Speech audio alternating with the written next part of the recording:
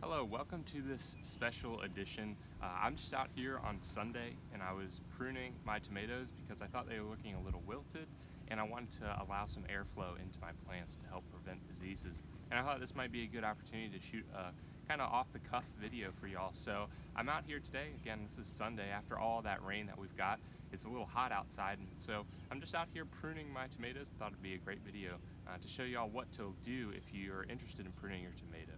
And so if you want to know why you're pruning tomatoes, I shot a video a few weeks back on troubleshooting where I go over a lot of diseases that tomatoes get, and that pruning might be the answer to help reduce some of those diseases. So we're going to be out today pruning, and I'll show you the before and the after of what our tomatoes look like.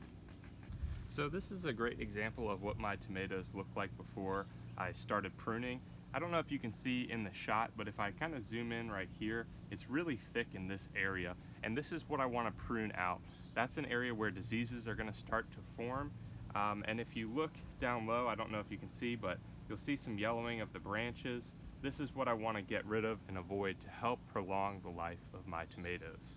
So when I'm pruning, I'm going to come in here and just remove anything that's kind of growing over top of each other. This area that's really thick, I'm going to clear that out, and that way some of these blossoms where those tomatoes are going to form have a little bit more air. Now I'm just going to shoot some footage of what I'm doing, but it's important to always clean off your pruners in between cuts and things like that, in between plants. That way you're not spreading a disease if one of these plants already have them. But like I said, I'm just going to go down and remove any of these branches that are growing over top of each other, especially down low towards the bottom.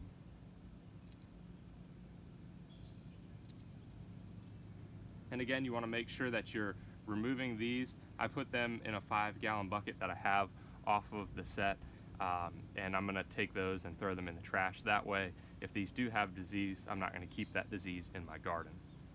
For this next part, I just did a quick time lapse of me pruning the plant. Again, I was removing any branches and leaves that were yellow, that looked like they had any diseases. As you can see, I kind of went down into the center of the plant and cleared out some area there, just allowing for some airflow. And then I removed any branches that were kind of crossing over top of each other. That'll create areas where the branches rub and you'll be able to introduce disease. I also removed branches that were growing straight down, kind of like they were growing into the soil, anything that was wilted right in that area.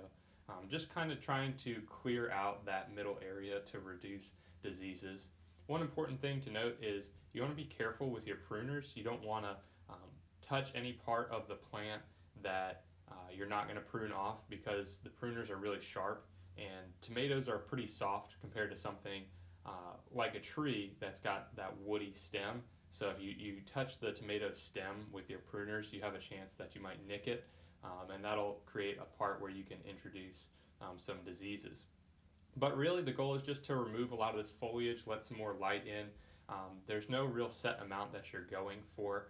When I was in school, we pruned with hedgers, so you can be pretty aggressive.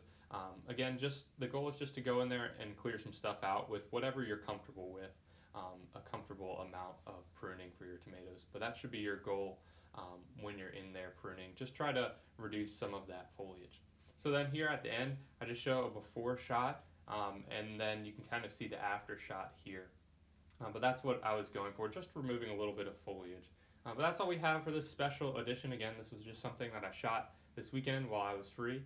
Make sure that you stay tuned for Friday's episode of This Week in the Garden.